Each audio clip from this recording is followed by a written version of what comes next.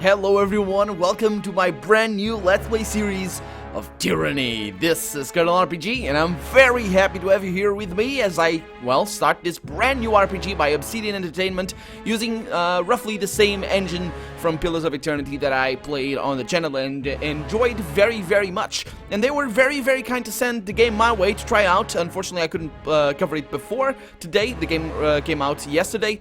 And yeah, because I was having a little bit of a hardware issue on my end, but it's time to start a new game. Let's get on with the show. I'm gonna play on hard difficulty as I usually do, and not Path of the Damned though, because this is a blind playthrough. I'm not gonna go on expert mode either, because that's gonna disable the tutorials. And Trial of Iron is gonna make sure that I only have one save file, which is not ideal for my YouTube situation, because I'm recording and things happen.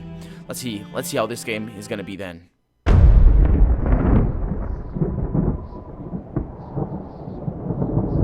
For over 400 years, the armies of Kairos the Overlord have swept across the known world. All who stood against them fell before their might. Even the Archons, women and men of immense power, were forced to kneel, chained to the Overlord's will. Now Kairos' final conquest has come to our corner of the world, and two of the Overlord's armies compete for the honor of taking our lands. The elite disfavored, and the teeming horde of the Scarlet Chorus. The Voices of Narada, spymaster and Archon of secrets, guides the fierce and undisciplined masses of the Scarlet Chorus. With each battle, the Scarlet Chorus grows stronger, as the defeated are given a simple choice: serve or die. Graven Ash, Archon of War and the Overlord's most loyal general, leads the disfavored. Though small in number, Kairos' ironclad legion has never met true defeat in open battle. Watching over the two generals is Tyranny, the Adjudicator, Archon of Justice, eldest of Kairos' minions. Tyranny brings Kairos' laws to newly conquered lands, aided by the Fatebinders, judges and executioners of the Overlord's laws. You were among the youngest of the court of Fatebinders when Kairos' armies came to our lands. How could we have known that the fate of thousands would rest in your hands? Spoiler alert.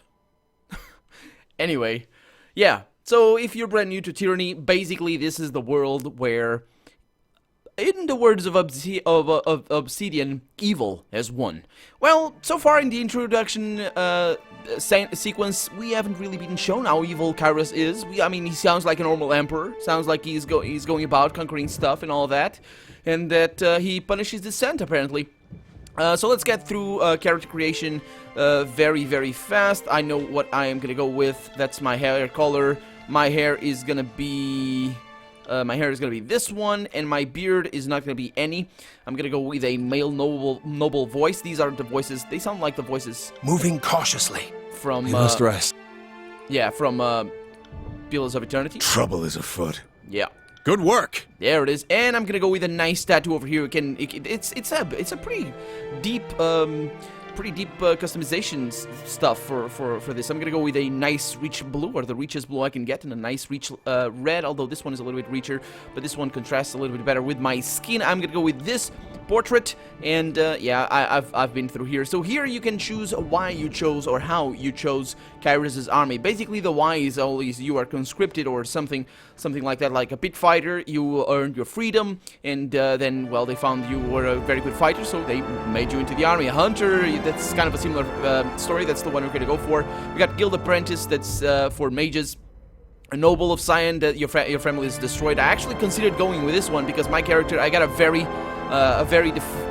defined character. I'm actually, in this playthrough, I'm gonna try and challenge the game as much as possible with a very specific character that I'm gonna play, and I'm gonna roleplay, and hopefully the game is gonna allow me to roleplay that character, and I'm gonna enjoy it.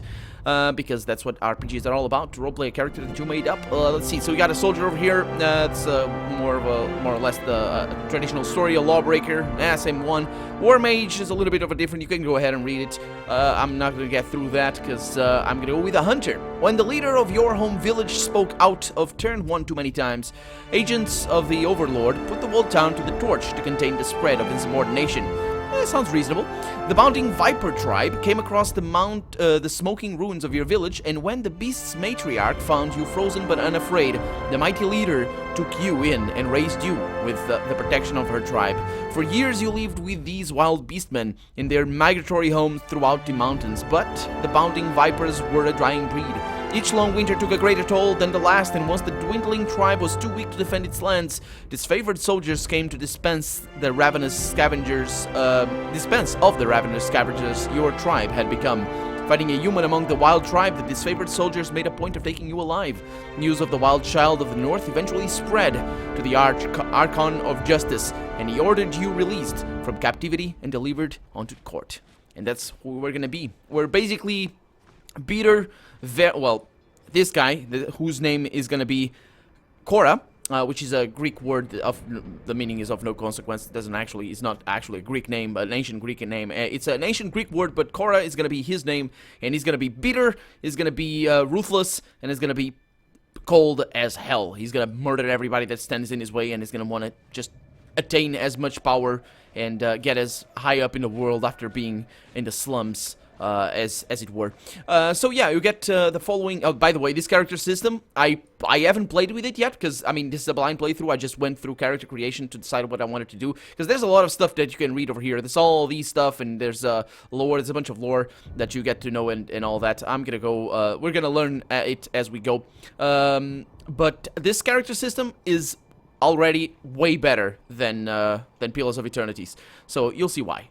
But here we're gonna be basically choose our specialization. It's basically a class. It's not really a class because we got two.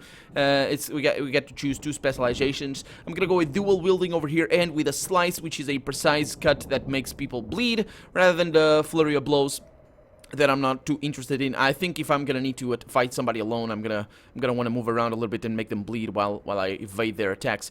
On the next one, I'm gonna go with shock spells over here because I'm gonna have some sort of something to allow me to do some ranged damage and to debuff enemies as well, because mages skilled in shock magic can frequently interrupt their enemies, preventing them from executing their attacks. And by the way, the reason why I chose to go for dual wielding, it's mostly because I did go for dual wielding, right?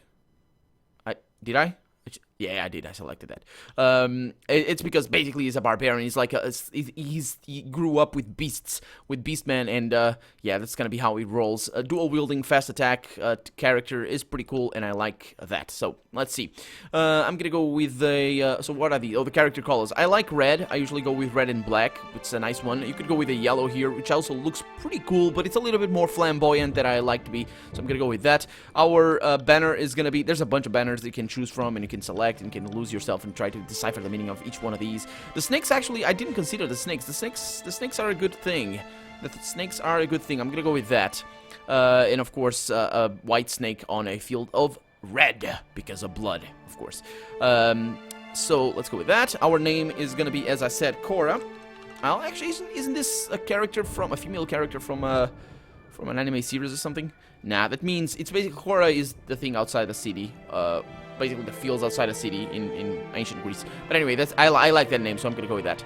And here we are, attributes. They use the same, I think it's exactly the same attribute system as we have in Pillars of Eternity. Doesn't matter. It's this is not where this system will shine, I hope. So I'm gonna try so basically I'm looking at my notes here to see where I'm gonna go. I'm gonna go with maximum quickness because I want to have as many attacks per turn as possible. That's why I'm going down here on the might. Because might is, I mean, there's different types of defenses, I think, if it's anything like Pillars of Eternity. Might is good, endurance defense, apparently. Endurance resists attacks on the internal physical systems of the character. Hopefully they won't get my intestines and all this sort of stuff. Vitality, I'm gonna go for 10. I'm not gonna go too crazy on that. And wits, I'm gonna go with just 1 because of spell strength and that sort of stuff. Hopefully that's gonna help me a little bit, but this is where it's all at. the skills. And it's not like the puny little skill system that Pillars of Eternity had that kind of didn't really make much sense. I mean, it did, but it's kind of weird. This is a proper point-based skill system that I love. So let's go with the subterfuge over here. You might notice that there's no diplomacy. That's just subterfuge, and I believe this is wait a minute. Actually, yeah. Well, I'm speaking out of turn here. Subterfuge is not what I thought it was gonna be, but I'm gonna go with subterfuge because I'm gonna be a sneaky guy. That's for sneakiness. But hopefully it's gonna allow me to do some stuff, to deceive and all that sort of stuff in dialogue. Yeah, it's written right there. Lore is gonna help us a lot as well, but I'm not gonna go with that. I am gonna try. We got dodge over here. I was gonna go with parry, but I think dodge is a little bit of a better choice. That, to be honest, I think the thing is, it says parry. It makes more sense that I would go with a parry for dual wielding, right, than a dodge. Although with a quickness, I think dodge is gonna be better in the long run. Yeah, I'm gonna go with that. Yeah, I'm not min-maxing my character or anything, so it is the character that it is. I got what looks like an axe and a mace. It sounds okay. I'm gonna go with blades though, because I like blades. Everybody likes blades. The swords are the weapon of choice. Although not for a Viking. But I'm not a Viking. I'm from the north, but it is not the kind of world. So from here we can go with quick start or conquest. I don't really know what this is. I chose conquest and it sent me into a thing. Let's hear the game talk. All the world has fallen to Kairos, and now the Overlord's eye is on the Tears, our home. The last corner of the world free of Kairos' reign. 2 armies, the Disfavored and the Scarlet Chorus, march south from the Northern Empire, the last realm to fall to Kairos a century prior. In the early days of 428, Kairos' armies arrive at the Gates of Judgment, the mountainous border that we Tearsmen so long believed unassailable. Unable to agree on a unified plan of defense, the various leaders of the Tears sit and wait for each other to deal with the conquerors. Until it's too late. Well, they deserve to be conquered. Who does that? Come on. And here we are. We got what appears to be a map conquest. During the conquest, you will decide your character's actions. Yeah, so basically this is the reason why you might not want to go with a quick start, because this allows you to build I think it allows you to build a background for your character. Each choice you make after affects your character and how major factions of the Tears respond to you. The Tears, I don't really know what those are. It doesn't let me do that. That's Kairos. Kairos is a name out of legend. For centuries, the Overlord has consolidated power, sending vast armies to swallow entire realms. Yeah, so that's the Emperor, I believe. Or is it? For Century Overlord. Yeah, it's the Overlord. Not the Emperor, the Overlord, but sure. So 428 TR. Sure.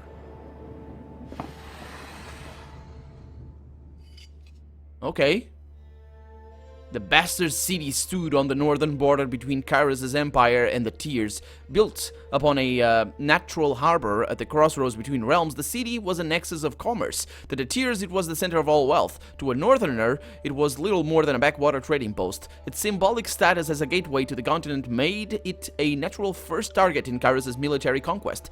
Circumstances were ideal for you to prove your worth as a soldier of Kairos' army. Taking the city would send a message to the rest of the Tears. Kairos' will is insurmountable.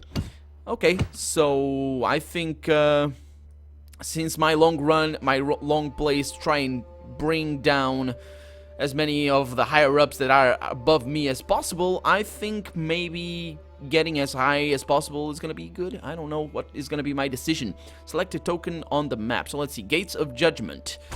The armies of Kairos took the battle to the Gates of Judgment, trumpeting the opening calls of the conquest of the Tears. So I can choose to join the battle over here, or infiltrate the Tears. History would remember the Gates of Judgment as the first battle of the conquest, but the real combat unfolded with advanced units of both armies. Preparing for the coming war, the Disfavored and the Scarlet Chorus each had a plan to infiltrate the capital city. Which army did you join? Okay, so I am gonna join with the Disfavored. I don't think the Scarlet Chorus is gonna be really for me. You lent your skills to the elite disfavored the scouts to capture a border garrison. Graven Ash insisted that an early victory in the offense would boost the morale of his troops and diminish the haughty overconfidence of the Southerners. Yeah, actually, this is a little bit more for me than an out-and-out battle, I think. So I'm gonna go with that. The Oath-bound scouts identified a modest border defense and collaborated on an organized attack that would leave the enemy uncoordinated and cut off from aid. You oversaw the preparation and offered your opinions on the strategy. I'm pretty important. Look at that. When the clashing of swords and spears fell to silence, followed by the shearing of disfavored scouts, you were the least surprised. Yep, that's true. Okay, so I make a choice there, and those things, they go away. What is this one? Inside Agent. You found, so with the border garrison captured, actually I probably should just read what this says. You found an ally within the city to prepare the way for the approaching armies. And this one, the Bastard City resident fire mages threatened the first leg of the conquest. Kairos' forces put a stop to their unchecked power. Oh, what's that all about? Your fiercest opponents in the Bastard City were the mages. Unbridled practice needed to be stopped. How did you trick the hot-tempered mages into their own undoing? And I can go with the diplomacy there, or with the disfavored ambush, and I like the ambush sort of thing there. There's a thing there. And with the border garrison captured by your disfavored allies, you traveled ahead to Kairos' army and lurked off Kairos' army and lurked in the shadows of the Bastard City. You decided that converting one of the locals to Kairos' side would help bring the city to its knees. After all, corruption starts from within. Yeah, that sounds nice. A fast-talking smuggler or a well-informed guard captain. I don't like guards. I don't like authority in general, so my character doesn't like that. So you came to an arrangement with a well-connected smuggler who knew how to sneak agents of the Scarlet Chorus behind the city walls. The Scarlet Chorus were better operatives than soldiers, and this work required a subtle touch. So, am I really...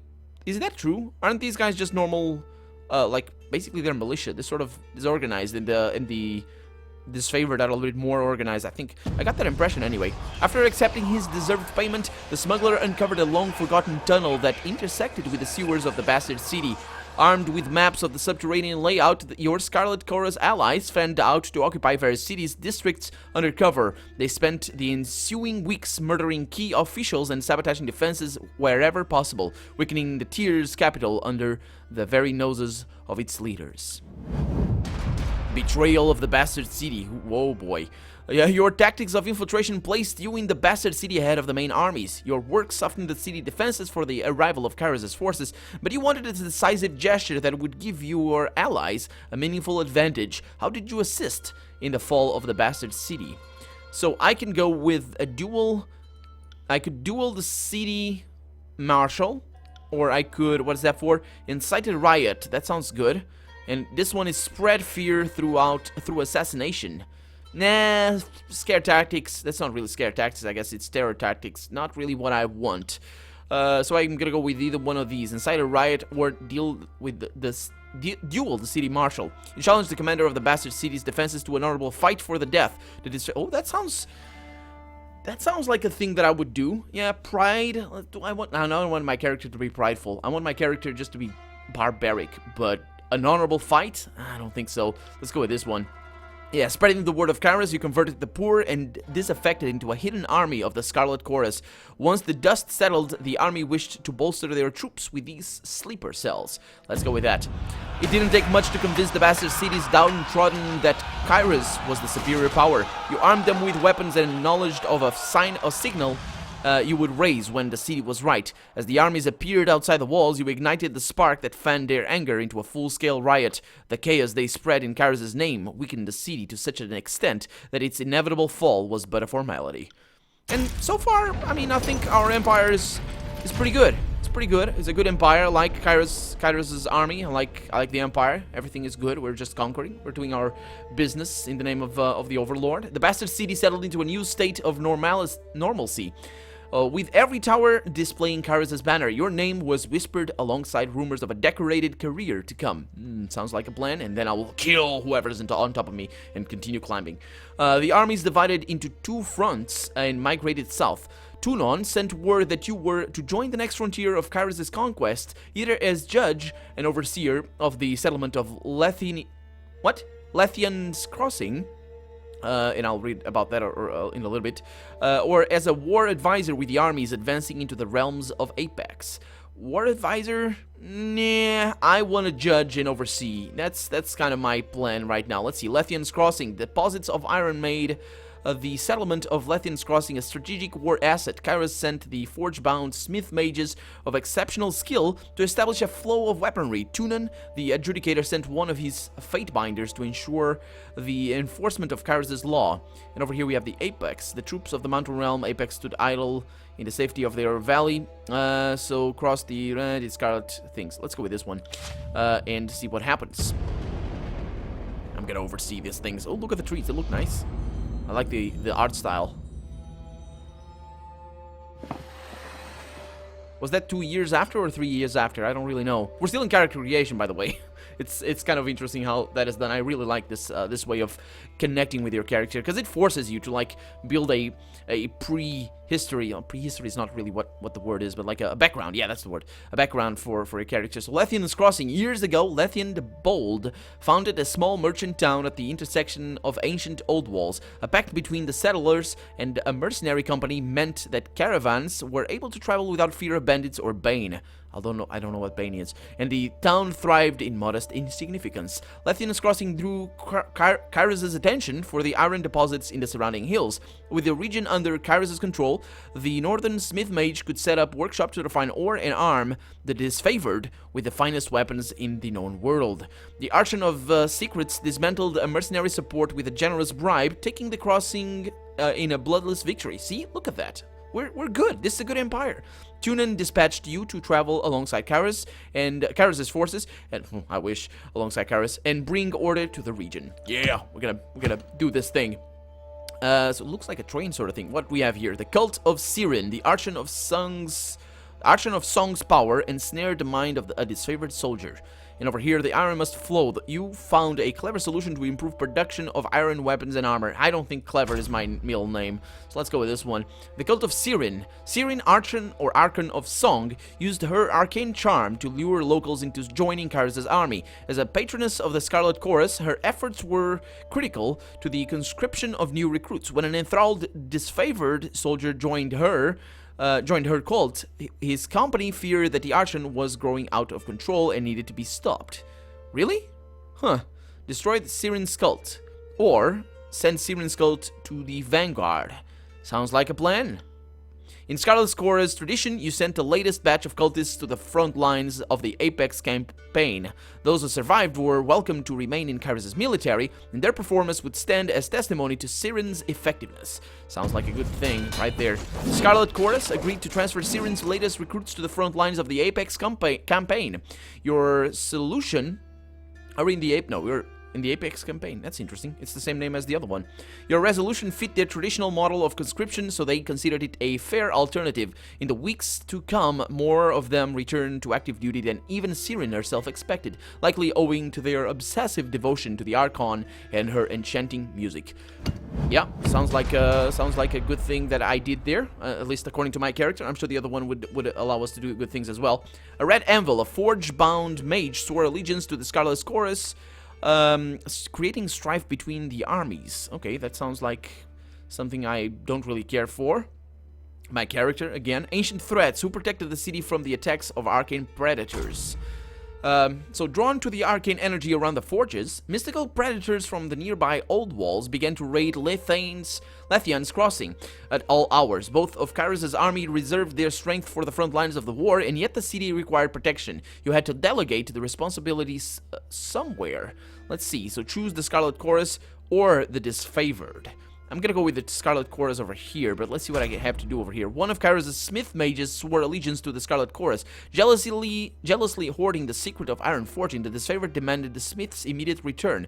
The Scarlet Chorus insisted that they were within their rights to take allegiance from any source. Tempers flared, and the forges cooled as arguments stalled productivity. Yeah, that's politics. I don't like for that. I'm gonna go with the Scarlet Chorus over here. Since the disfavored used most of the iron that came out of the Lethian's Crossing, it fell to them to stand As the city's vigilant protectors, the Scarlet Chorus enjoyed a necessary reprieve. Sounds like yeah, actually, I think that's a fair judgment of the situation. Though the disfavored were averse to your ruling, they couldn't argue with the reasoning behind it. They rallied in the streets of Lethian's Crossing, patrolling on alert in shifts that lasted day and night in an impressive show of force. They managed to repel several attacks from the predators in districts that would have otherwise suffered great harm. Able to do some good, the disfavored still detested you for keeping them from a battle with their real enemy in the tiers. Yeah, well, whatever. I don't really care. I'm gonna join them, maybe, later. I don't know. We'll see. Who control the crossing? Tragedy struck when a mercenary hired by the Voices of Narada, injured a forge-bound artisan, leaving him unable to practice his craft. Junon ordered the mercenaries to leave the city in the hands of Kyrus' more responsible servants. Only a token garrison could be left behind while the armies returned to the front, as the disfavored and the Scarlet Chorus showed increasing tension and hostility towards each other. Junon decreed it best that only one force control the crossing. Which one shall do it? Well, it's gonna be the disfavored again, I guess. You granted control of Lethian's Crossing to the disfavored. Actually, yeah, I think they're gonna hate me, but whatever. The disfavored placed the modest garrison in the settlement of Lethian's Crossing. Though the force was larger than might be needed to police the small settlement, protecting the forge-bound ironsmiths became the true agenda of the defense force, as these magical craftsmen kept the disfavored invasion force suited in iron.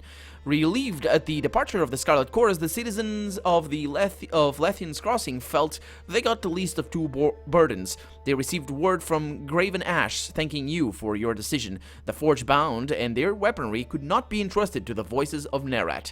Who are they, by the way? Known in his official capacity as the Archon of Secrets, the Voices of Narada is equal parts genius and madman. What? Wait a minute. As the Archon? Oh, so the Archon is not a single entity, is more than one? Huh. Rumors abound that he can steal... No, the Voices of Narada is a guy. Or a person. He can steal... Yeah, he can steal minds and stuff. I remember reading about this. Yeah, off camera. But there we go. That's for the... that was the symbol of the disfavored. With the mercenaries expelled and Lethian's Crossing under new leadership, Kyrus' forces congratulated themselves on bringing order to the settlement and guaranteeing a productive flow of resources. Over the course of this diversion, the army front advanced further into the tiers. Your skills were needed in the realm of Azure, Stalwart, and Vellum Citadel. You may choose only one of these locations. So we have Azure. Kyrus dispatched the Archon of Stone to subjugate the nation of Azure. I'm not really sure what that is all about. We have, with its easily defended position and rich military tradition, the realm of Stalwart was the most formidable realm in the tiers. Don't really want that because I don't want to die. My character is kind of afraid of things. Kyrus' conquering gaze fell upon the Vellum Citadel, its treasures, its knowledge, its secrets. Sounds like something I will want to do. So let's go there, but only on the next episode. For now, I'm Colonel RPG, and this has been Tyranny. I really hope you've enjoyed it. And if you did, well, go ahead, leave a comment, like the video, subscribe to the channel if you haven't already for lots of RPG goodness and other games that I play as well. But above all, above everything else, thank you so much for watching, and I hope I'll see you next episode. Bye-bye.